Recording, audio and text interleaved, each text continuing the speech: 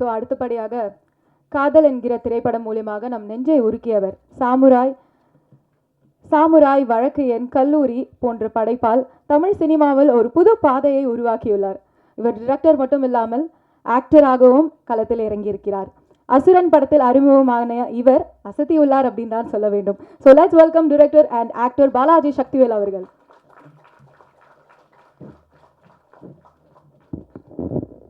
அனைவருக்கும் அன்பான வணக்கம். எழுச்சி தமிழர் எம்பி அவர்கள் அவருடைய நேர்காணல்களையும் அவருடைய உரையாடல்களையும் அவருடைய பேச்சையும் மிகவும் முக்கியமாக நான் கவனித்து அவருடன்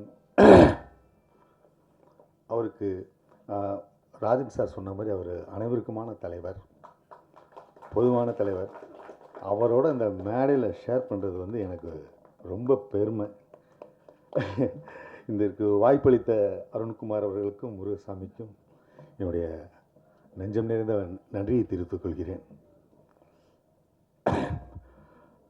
ஏன்னா அவர் வந்து எழுச்சி தமிழர் அவர்கள் வந்து அவருடைய குணநலன்களை வந்து அவருடைய பயோகிராஃபியை நான் கொஞ்சம் கொஞ்சமாக நான் பார்த்துட்ருக்கேன். அவர் வந்து அவருடைய அந்த பணி வந்து திரைப்படம் மூலமாக பதிய வைக்கப்பட வேண்டும் என்று நான் கேட்டுக்கொள்கிறேன்.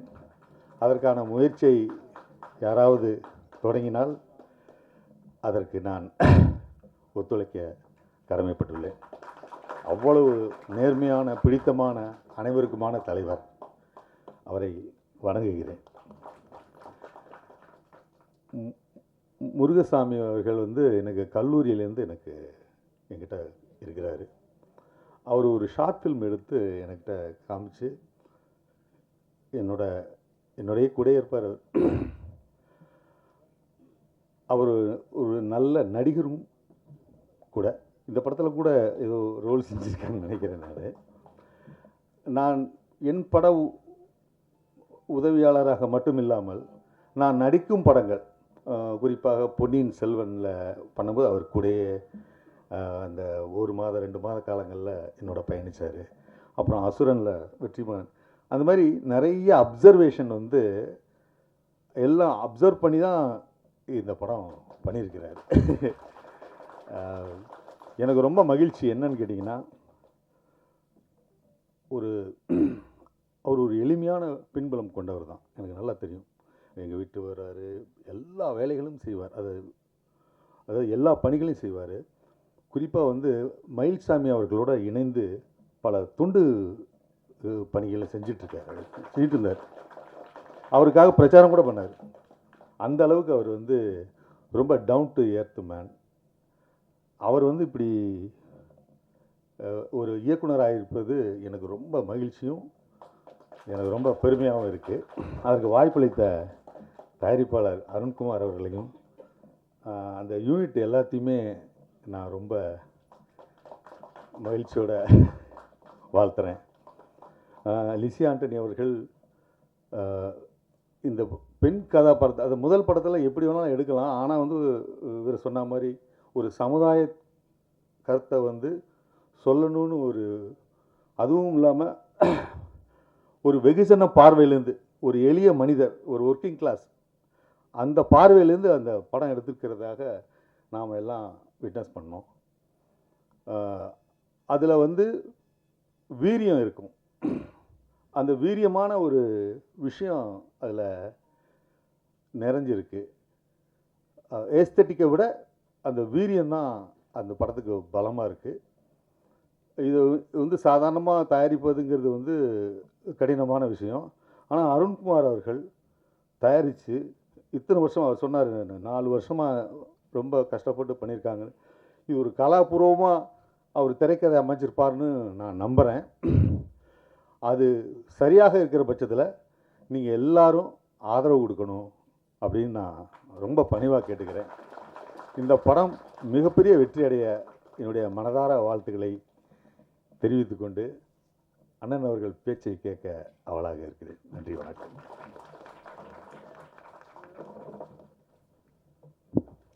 Thank you sir. அடுத்தபடியாக குயிலி டாக்டர் ஸ்ரீஜர் அவர்களை பேச அழைக்கிறேன்.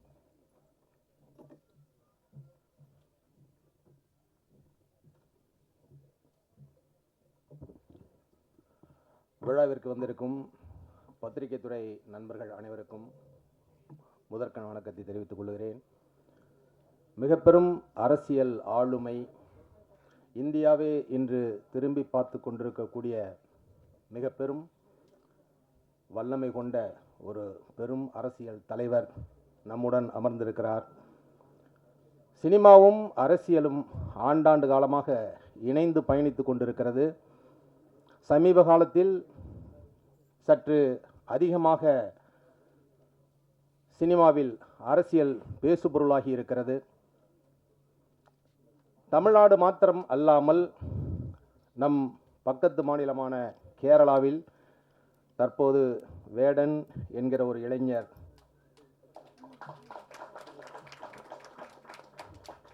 மிக பெரும் பேசுபொருளாக மாறியிருக்கிறார்.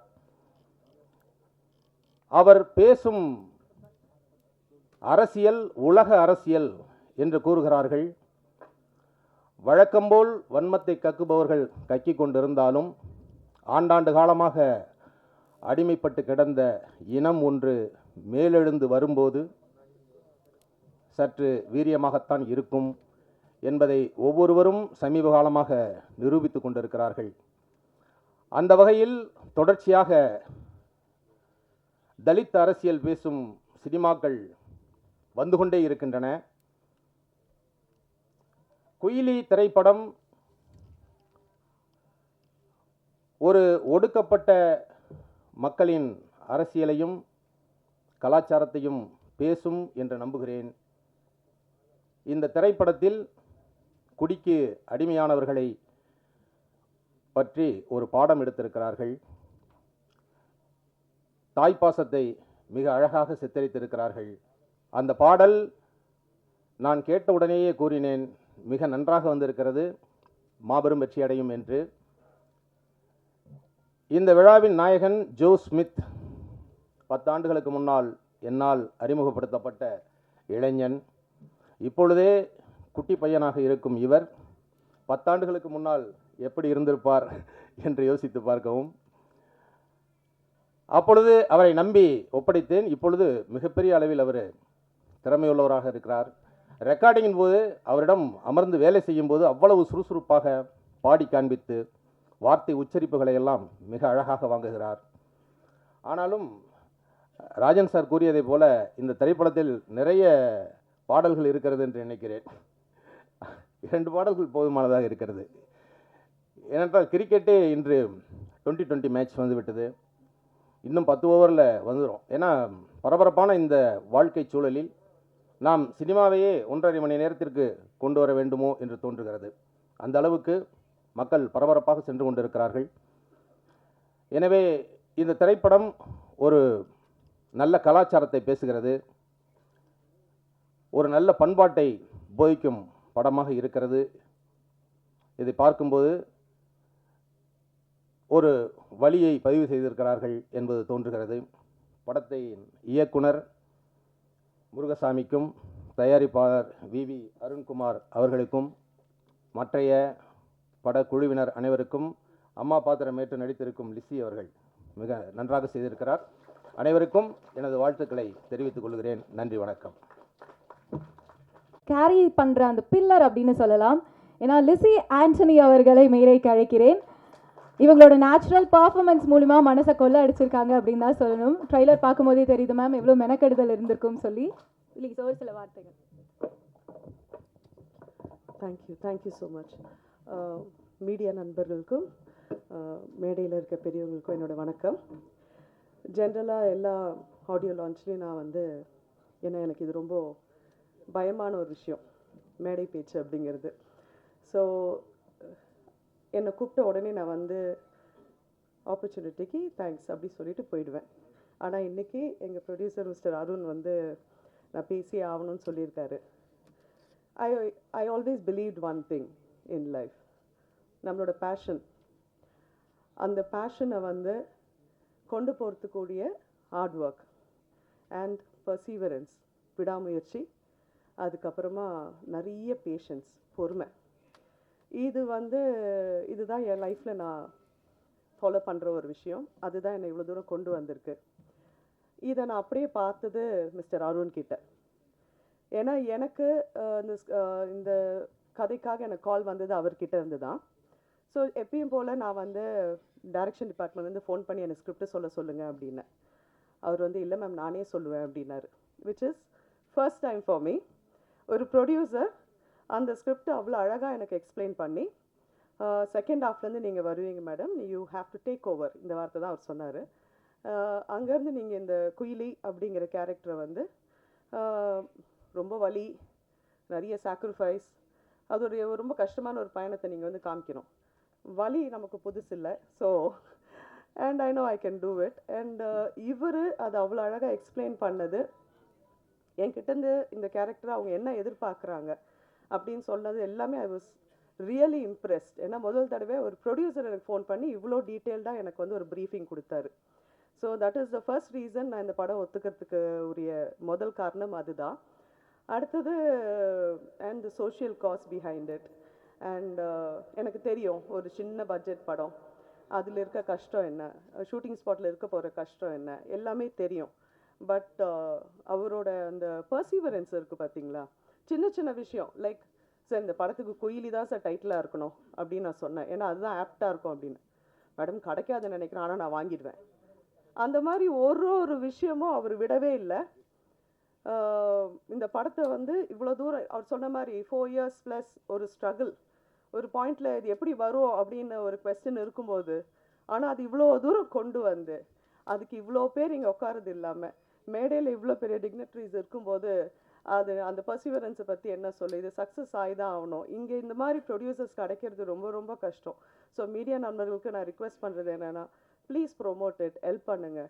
ஏன்னா அவர் சொன்னார் பார்த்தீங்களா, ஃபஸ்ட்டு படம் எனக்கு கமிஷன் இல்லைனாலும் பரவாயில்லன்னு. அந்த தாட் ப்ராசஸ்க்கே வந்து நம்ம வந்து we have to help it. So it's is humble request, please do it. Thank you so much. Thank you. Thank you ma'am. அடுத்தபடியாக சமூக நீதிக்காகவும் சமத்துவத்திற்காகவும் மறைந்த மறுக்கப்பட்ட வரலாற்றை மீட்டெடுக்கும் போராளியாகவும் பல்வேறு கணக்கான மக்களின் உரிமை குரலாக இருக்கும் member of the parliament Lok Sabha மற்றும் விடுதலை சிறுத்தை கட்சி தலைவர் எழுத்தோர் திருமாவளவன் அவர்களை பேச அழைக்கிறேன்.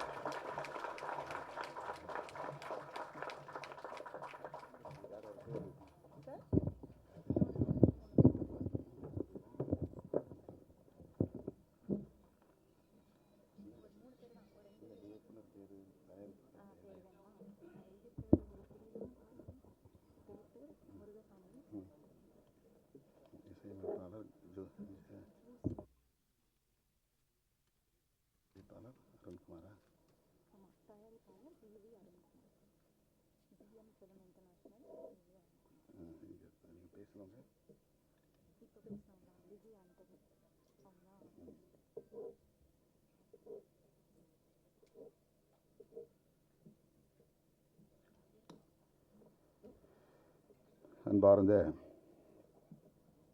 குயிலி திரைப்படத்தின் இயக்குனர் அன்பு இளவல் முருகசாமி அவர்களே,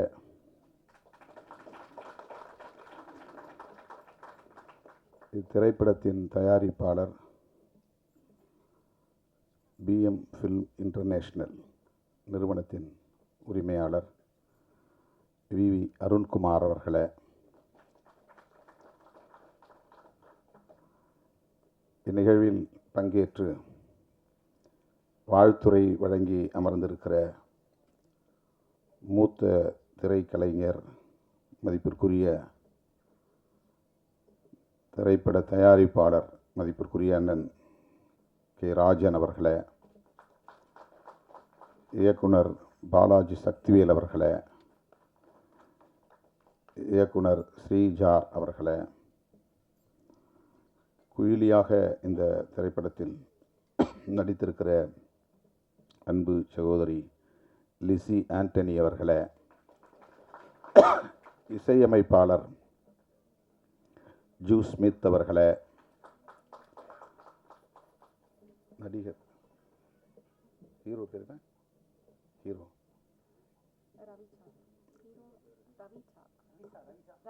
ரவிச்சா அவர்களே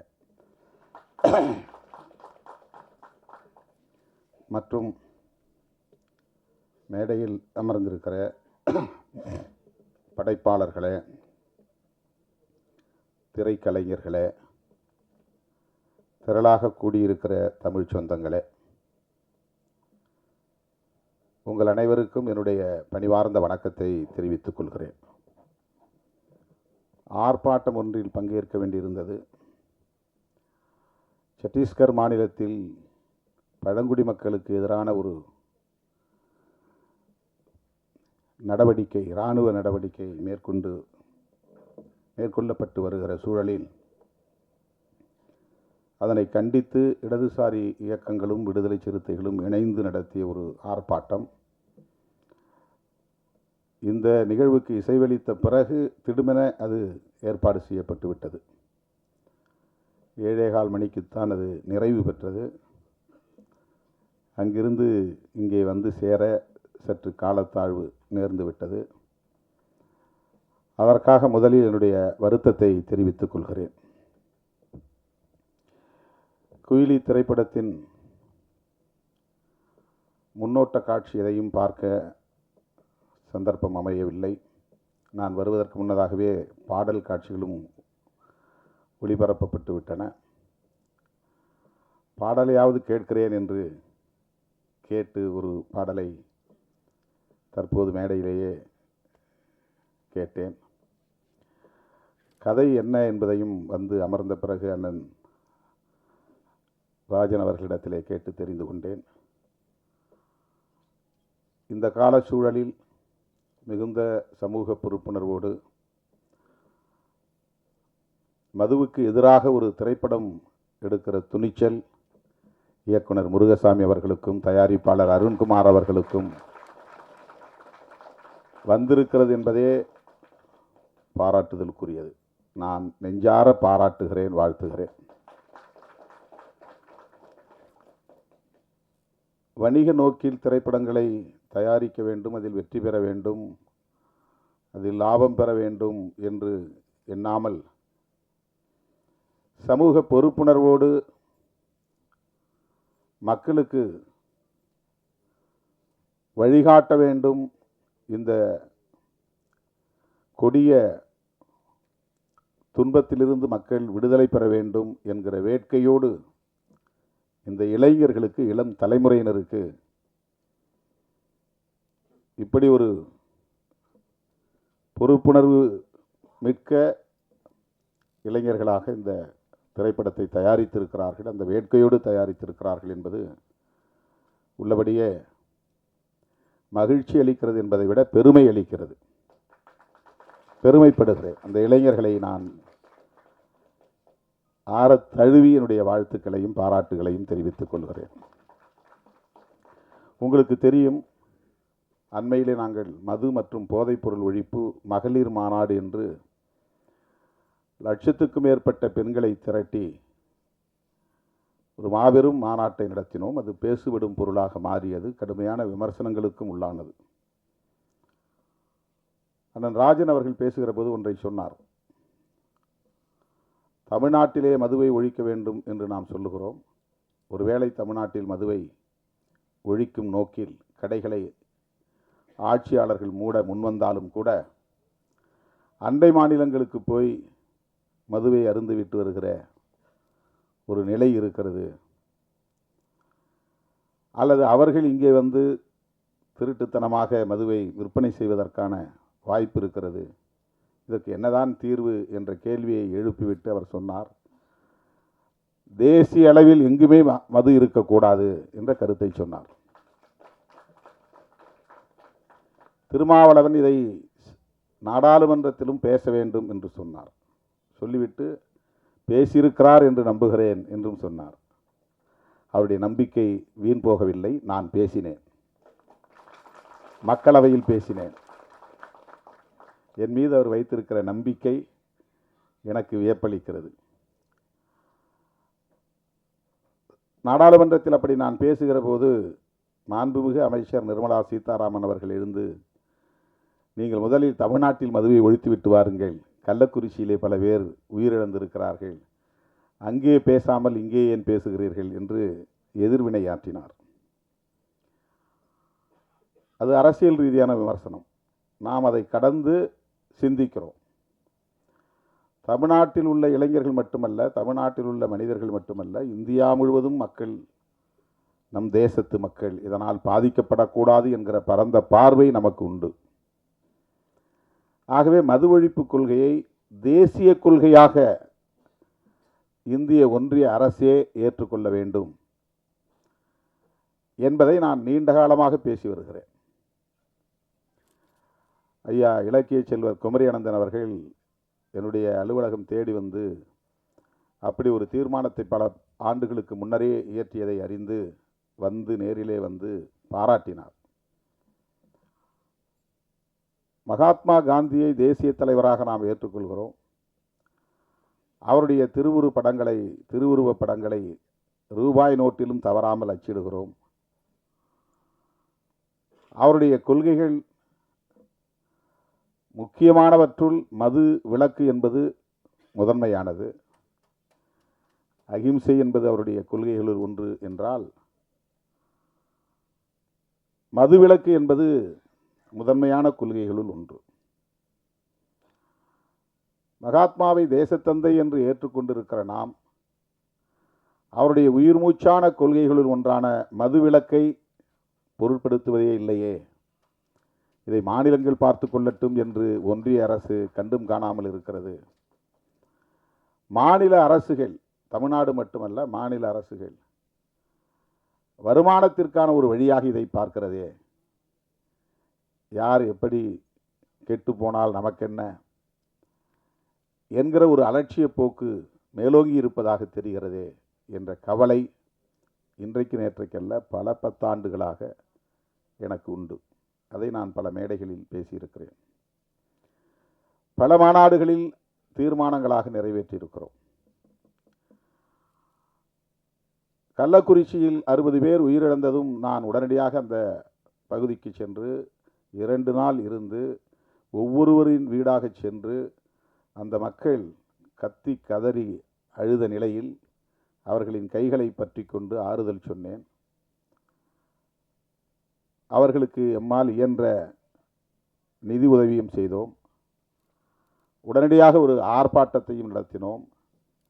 அது போதாது என்கிற அடிப்படையில் மரக்காணத்தில் உயிரிழந்தவர்களையும் போய் சந்தித்து ஆறுதல் சொல்லிவிட்டு அவர்களுக்கும் நிதியுதவி செய்துவிட்டு அங்கே நான் அறிவிப்பு செய்தேன். மது மற்றும் போதைப் பொருள், மது மட்டுமல்ல, பல வகையான போதைப் பொருள் இன்றைக்கு புழக்கத்திற்கு வெளிப்படையாக வந்திருக்கின்றன.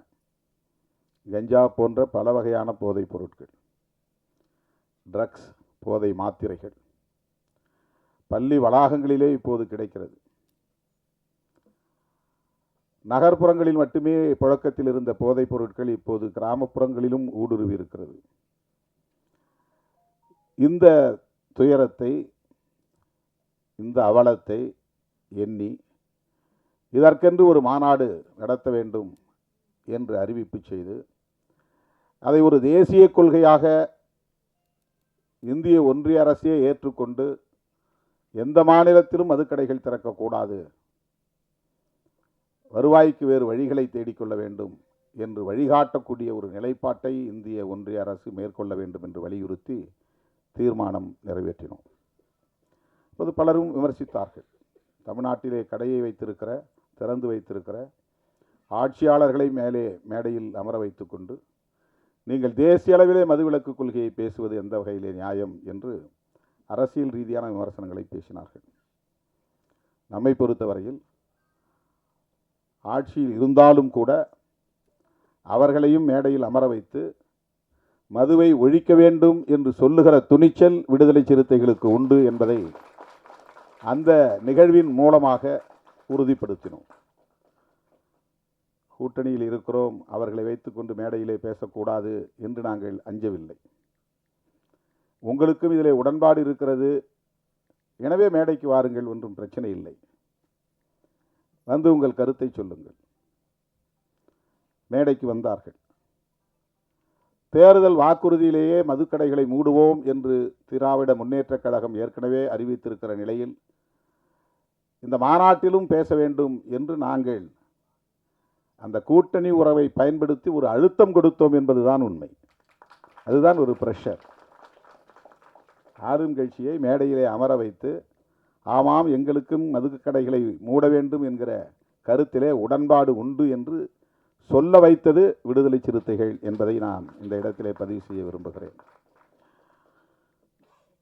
ஆகவே இந்தியா முழுவதும் மது ஒழிக்கப்பட வேண்டும். போதைப்பொருள் புழக்கம் கட்டுப்படுத்தப்பட வேண்டும். தினந்தோறும் நான் சுற்றுப்பயணத்தில் இருக்கிறேன். ஏதாவது ஒரு கிராமத்தில் இருக்கிறேன். ஏதேனும் ஒரு நிகழ்ச்சியில் பங்கேற்கிறேன். உள்ளபடியே ஒவ்வொரு நாளும் நான் நொந்து போகிறேன். மேடைக்காக நான் பேசவில்லை. இளம் வயதிலேயே பல இளைஞர்கள், ஒரு குறிப்பிட்ட சமூகத்தை சார்ந்தவர்கள் என்று இல்லை, அனைத்து சமூகங்களை சார்ந்தவர்களும் இந்த கொடிய குடிப்பழக்கத்திற்கு ஆளாகி இளம் வயதிலேயே வாழ்வை பாழாக்கி கொள்ளுகிறார்கள். குடும்பம் நடத்துவதற்கான ஆளுமையையே இழந்து விடுகிறார்கள். ஏதோ தாம்பத்திய உறவை கொண்டு 2-3 பிள்ளைகளுக்கு தந்தையாகி விடுகிறார்கள். ஆனால் அந்த பிள்ளைகளை பாதுகாக்கவோ பராமரிக்கவோ அவர்களை படிக்க வைக்கவோ அவர்களுக்கான எதிர்காலத்தை நல்ல முறையில் அமைத்து தரவோ பொறுப்புணர்வு கொண்ட ஆளுமையாக அவர்கள் இல்லை.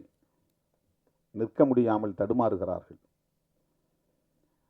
அதிகாலையிலிருந்து படுக்கப் போகிற வரையில் போதையில் மிதக்கிறார்கள். அவ்வளவு குடும்ப பாரத்தையும் மனைவி சுமக்கிறாள்.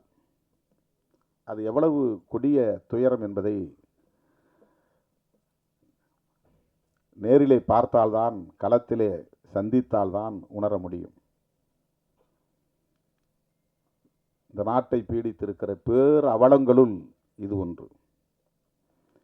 எத்தனையோ பல இளைஞர்கள் கல்வி பெற வேண்டிய வயதில், இல்லற வாழ்வை நுகர வேண்டிய வயதில் யாவற்றையும் பறிகொடுத்து சுய நினைவை இழந்து எந்த ஆளுமையும் இல்லாமல் சமூகத்தாலேயே புறக்கணிக்கக்கூடிய அளவுக்கு மாறிவிடுகிறார்கள். முதல் பாட்டு இந்த படத்திலே கேட்டேன். இந்த அவலங்கள் அனைத்தையும் அப்படியே வரிகளாக்கி இருக்கிறார்கள். இந்த பாடல் மிகவும் நம் நெஞ்சை ஆழமாக தொடுகின்றது. மிக மிக இன்றியமையாத ஒரு பாடல். எல்லா கிராமங்களிலும் கட்டாயமாக போட்டு காட்ட வேண்டிய ஒரு பாடல்.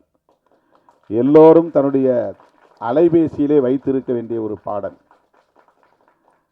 விழிப்புணர்வை ஏற்படுத்தக்கூடிய ஒரு பாடல். அந்தோனிதாஸ் குரலில் பாடியிருக்கிறார் என்று கருதுகிறேன். இசையும் மிக சிறப்பாக வந்திருக்கிறது. வேட்டவளம் ராமமூர்த்தி பாடல் அவ்வளவு யதார்த்தமாக அந்த துயரங்களை காட்சிப்படுத்தி இருக்கிறார்கள். வரிகளுக்குள் கொண்டு வந்திருக்கிறார்கள். தோழர்களே, நாம் ஒவ்வொருவருக்கும் இதில் பொறுப்பு இருக்கிறது. இந்த ஆட்சி அந்த ஆட்சி என்று நாம் இதில் அரசியலை நுழைத்து மதிப்பீடு செய்ய தேவையில்லை. அண்ணன் ராஜன் அவர்கள் ஒன்றை என் காதோரம் வந்து ஆலோசனையாக சொன்னார். தம்பி, இந்த கடைகளை எல்லாம் மூடிவிட்டு மணல் குவாரி, கல் குவாரி போன்றவற்றை அரசாங்கமே எடுத்து நடத்தினால் இதில் வரக்கூடிய வருமானம் அதில் வராதா? இதையெல்லாம் நீங்கள் ஆட்சியாளர்களுக்கு சொல்லலாமே என்று சொன்னார். அவருக்கு எந்த அளவுக்கு இதில் ஒரு பொறுப்பு இருக்கிறது என்பதை என்னால் உணர முடிகிறது.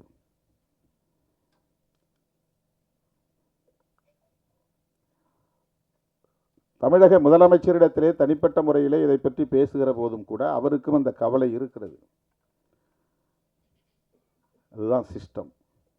ஒரு சமூக கட்டமைப்புக்குள்ளே அரசு சார்ந்த கட்டமைப்புகள் சில நேரங்களில் நம்முடைய விருப்பங்களை மீறி இயங்கக்கூடியவையாக அமைந்து விடுகின்றன. தனியார்மயமாதல் கூடாது என்பது நம்முடைய கருத்து. ஆனால் நம்மால் அதை எதிர்த்து வெற்றி பெற முடியவில்லை. பன்னாட்டு நிறுவனங்கள் இங்கே நுழையக்கூடாது என்பது நம்முடைய நிலைப்பாடு. ஆனால் நம்மால் தடுக்க முடியவில்லை. அந்நிய முதலீடு இங்கே வரக்கூடாது, அதன் மூலம் அவர்கள் நமது வளங்களை சுரண்டக்கூடாது, லாபம் என்கிற பெயரில் கொள்ளையடிக்கக்கூடாது என்பது நம்முடைய ஆசை. ஆனால் அவற்றை நம்மால் தடுக்க முடியவில்லை. இப்போது கூட நாங்கள் போய்விட்டு வந்த அந்த ஆர்ப்பாட்டம் எதற்கு என்றால், அங்கே இருக்கிற பழங்குடி மக்கள் சத்தீஸ்கர் மாநிலத்தில்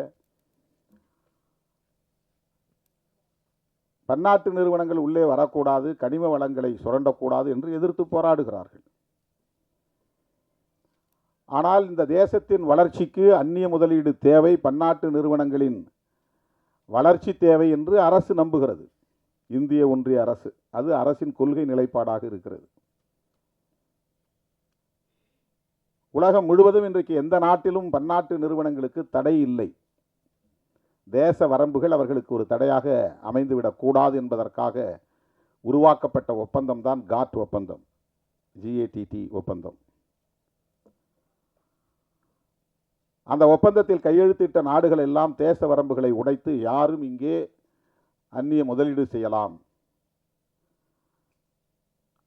எங்கோ அமர்ந்து கொண்டு இங்கே தொழில் நடத்தலாம், அவன் இங்கே வர தேவையில்லை, நிலம் கையகப்படுத்த தேவையில்லை, இங்கே வந்து எந்த விதமான வேலைகளையும் செய்ய தேவையில்லை, அவனுடைய ஃபார்முலா போதும்.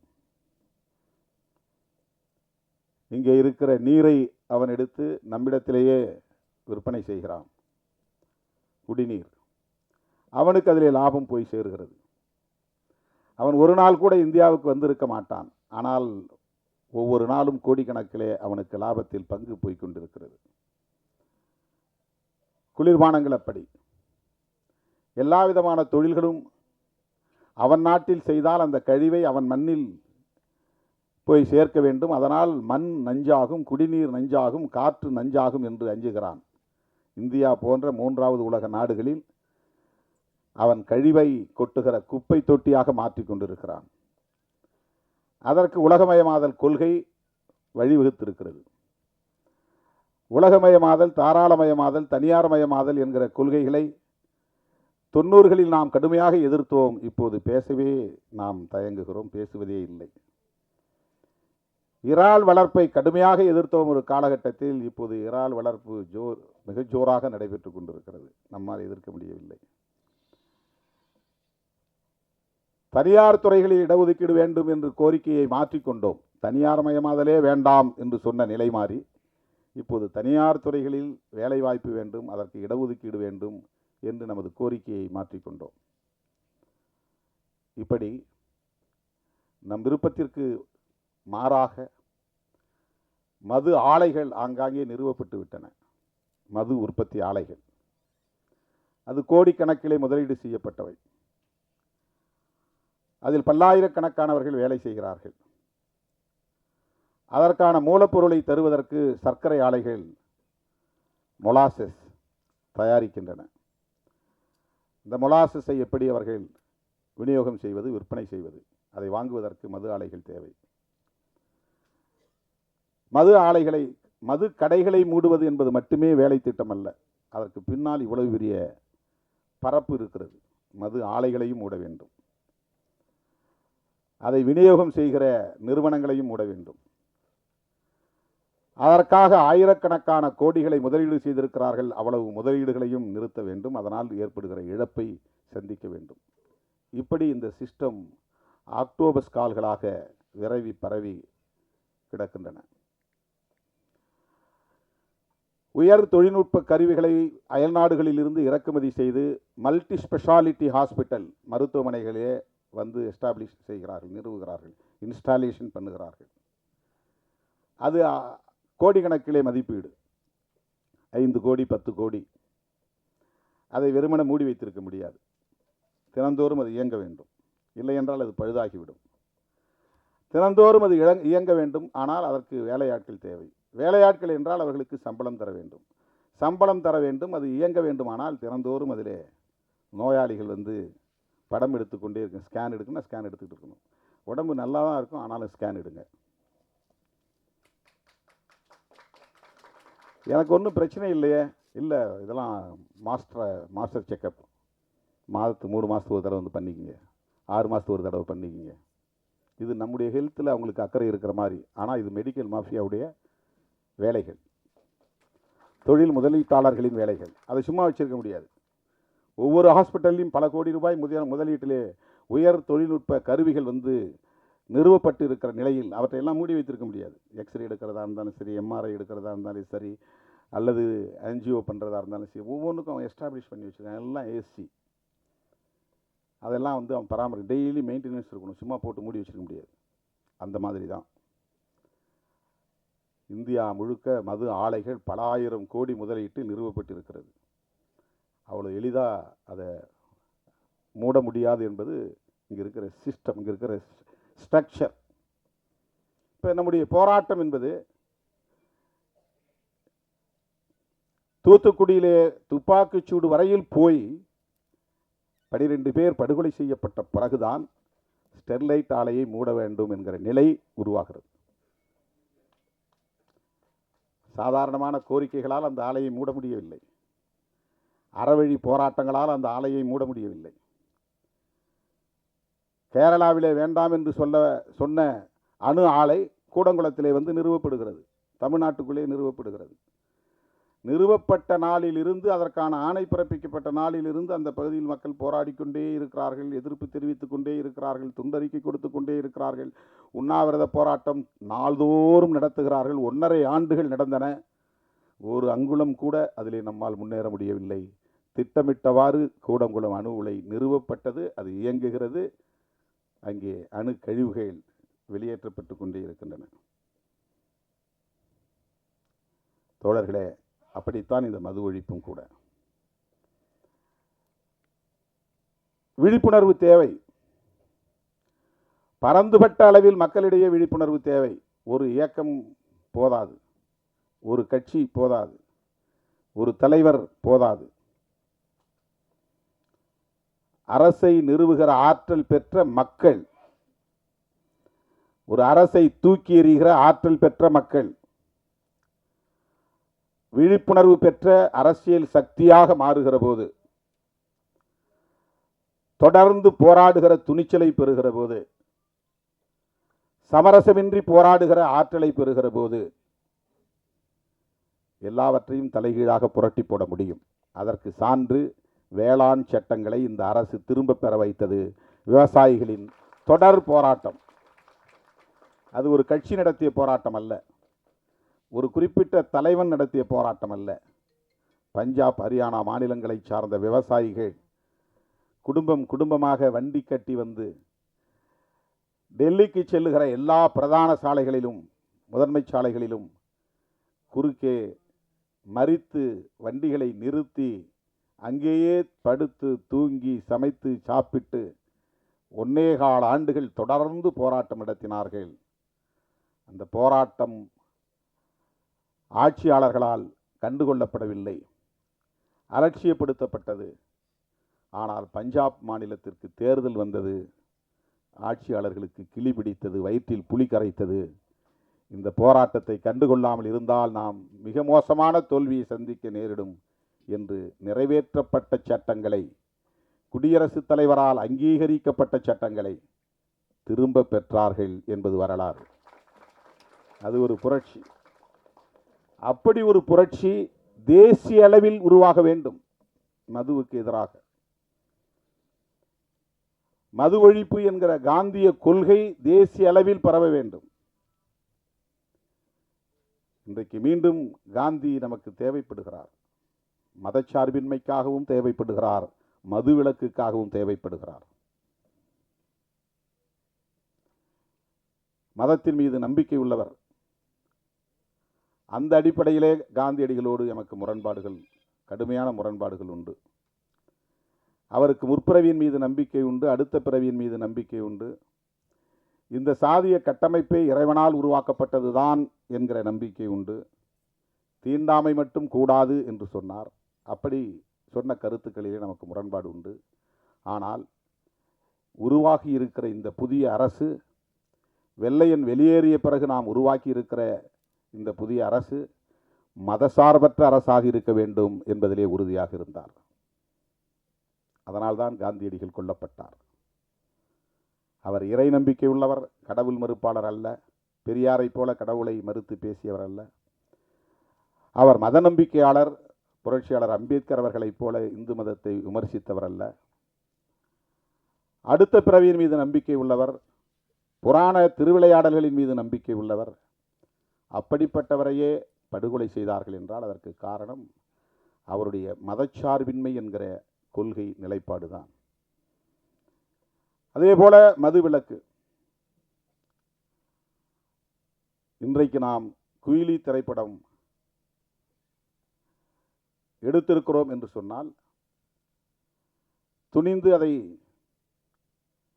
திரைப்படமாக்கி மக்களிடத்திலே கொண்டு போய் சேர்க்க வேண்டும் என்று வந்திருக்கிறோம் என்றால், காந்தியடிகள் ஏற்படுத்திய தாக்கத்தின் விளைவு என்று இதை சொன்னால் யாரும் மறுக்க முடியாது.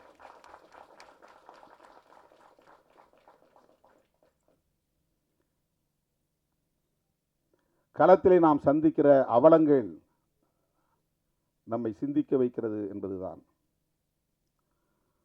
ஒவ்வொரு ஊரிலும் பிரச்சனைகளுக்கு காரணம், ஒவ்வொரு ஊரிலும் குறைந்தது 10 அல்லது 20 பேர் போதையில் இருக்கிறார்கள்.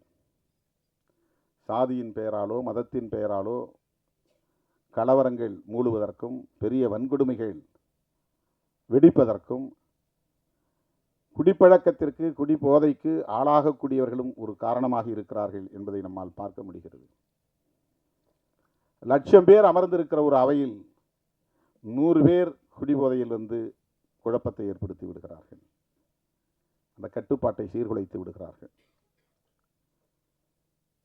இது நாட்டுக்கு கேடு. படத்தின் முதல் பாடலே அதுதான், நாட்டுக்கு கேடு வீட்டுக்கு கேடு, அதை விட்டு தொலைப்போம் என்கிற அந்த கருத்து. தோழர்களே, இதனால் என்ன நாம் சாதிக்கப் போகிறோம் என்று கருதாமல், இது என்ன பெரிய விளைவை ஏற்படுத்திவிடப் போகிறது என்று கருதாமல், இந்த விழிப்புணர்வை இன்னும் விரிவாக்கி கொண்டே போக வேண்டும். சில இளைஞர்களையாவது நாம் அந்த கொடுமைக்கு ஆளாகாமல் தடுக்க முடியும், அந்த துயரத்திற்கு ஆளாகாமல் தடுக்க முடியும். இளம் தலைமுறையினரை பாதுகாக்க முடியும். ஏற்கனவே பாதிக்கப்பட்டவர்களை மீட்க வேண்டும் என்பது ஒரு புறம், புதிதாக இளைஞர்கள் அதிலே பாதிப்புக்கு உள்ளாகிவிடாமல் தடுக்க வேண்டும் என்பது இன்னொரு புறம்.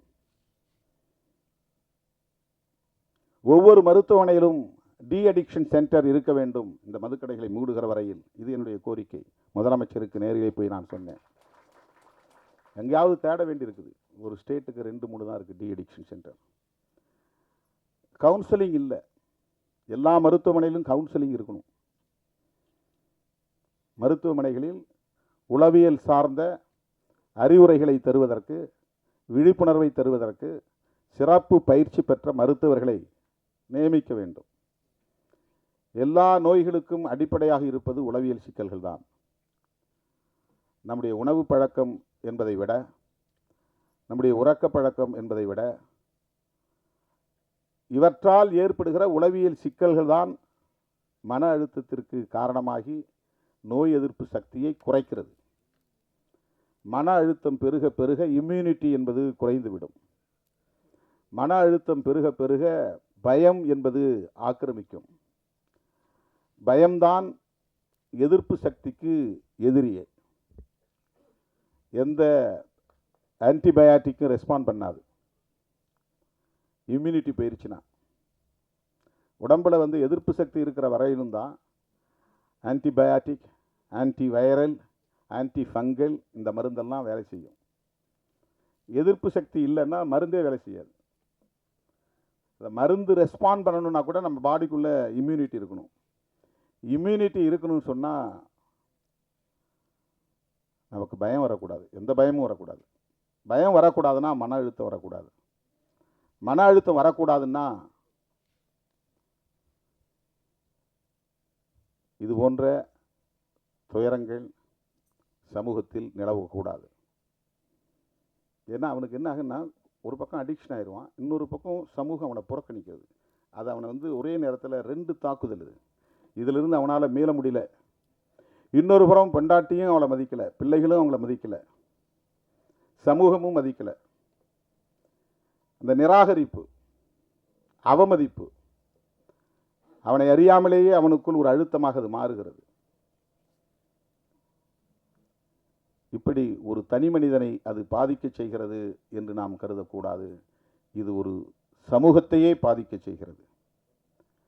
எனவே மது மற்றும் போதைப் பொருள் கட்டுப்படுத்தப்பட வேண்டும், பிறகு முற்றாக ஒழிக்கப்பட வேண்டும். பிற நாடுகளில் இல்லையா? அண்ணன் சொன்னாங்க, இப்போ பெண்களும் குடிக்க ஆரம்பிச்சிட்டாங்க. அயல் நாடுகளிலே பெண்கள் குடிக்கிறார்களே.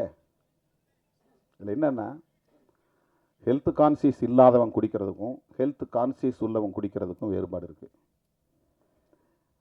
சோஷியல் ட்ரிங்க் என்கிற பெயரில் குடிக்கிறவனுக்கும் குடி இல்லையே என்னால் இருக்க முடியாது என்கிற அளவுக்கு குடிக்கிறவனுக்கும் வேறுபாடு இருக்கிறது. ஏதோ மாதத்தில் ஒரு நாள் அல்லது 2 நாள் அல்லது வாரத்தில் ஒரு நாள் என்று ஒருவன் குடிப்பதை கூட தன் கட்டுப்பாட்டுக்குள்ளே வைத்திருக்க முடியும் என்றால் அவனுக்கு ஏற்கனவே ஒரு விழிப்புணர்வு இருக்கிறது என்று பொருள். மதுக்கடைகளை திறந்து வைப்பதன் மூலம் அது ஒரு சோஷியல் பிஹேவியராக மாறுகிறது. சமூகம் இப்போ வந்து அது ஒரு குற்ற உணர்வே இல்லை. முன்னே யாராவது பார்த்தா அவன் குடிகாரம் பாருன்னா அவனுக்கு ஒரு கூச்சமாக இருக்கும். ஊரில் ஒருத்தர் 2 பேர் தான் இருப்பான். இப்போ ஊரில் 40 பேர் 50 பேர், அதனால் யாருக்கும் எந்த குற்ற உணர்வும் கிடையாது. அது சாதாரணமாகிவிட்டது. பிள்ளைகளையே போய் வாங்கி வர சொல்கிறாங்க அப்பா அம்மாவும் சேர்ந்து குடிக்கிறாங்க. அதை வந்து நியாயப்படுத்தப்படுகிறது. அவங்க செய்கிற வேலைப்பா, உடம்பு வலி, அதனால் குடிச்சிட்டு படுக்கிறான். இதை சில பேர் நியாயப்படுத்துகிறார்கள். உள்ளபடி இது பெரிய அவலம், சகித்து கொள்ள முடியாத பேரவலம். ஒரு சமூகத்தையே முடமாக்குகிற ஒரு பேரவலம், ஒரு தேசத்தையே வீழ்த்துகிற பேரவலம். எல்லா இலவசங்களையும் நிறுத்திவிட்டு கல்வியை மட்டும் இலவசமாக தர முன்வருகிற ஒரு அரசு, அதன் மூலம் ஒரு விழிப்புணர்வை ஏற்படுத்துகிற அரசு, இது போன்ற அவலங்களையும் ஒரு முடிவுக்கு கொண்டு வரும்.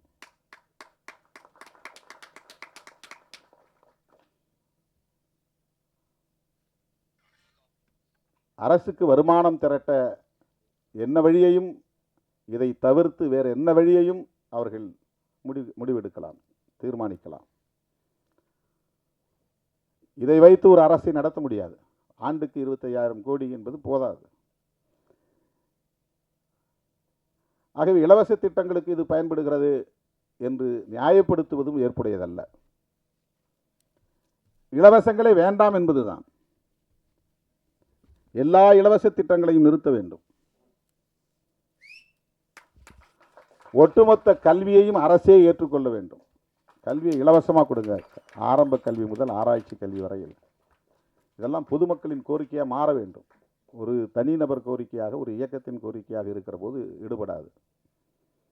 பொதுமக்களின் கோரிக்கையாக மாற வேண்டும். அதற்கான விழிப்புணர்வு தேவை. அப்படிப்பட்ட ஒரு விழிப்புணர்வுள்ள இளைஞர்களாகத்தான் இன்றைக்கு முருகசாமி, அருண்குமார், ஜூஸ் ஸ்மித், இந்த இளம் தலைமுறையினரை நான் பாராட்டுகிறேன், மெச்சுகிறேன்.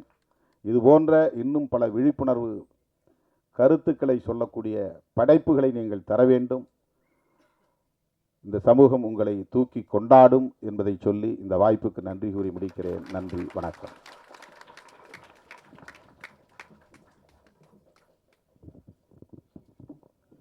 இவ்விழாவிற்கு உங்கள் நேரத்தை ஒதுக்கியதுக்கு மிக நன்றி ஐயா.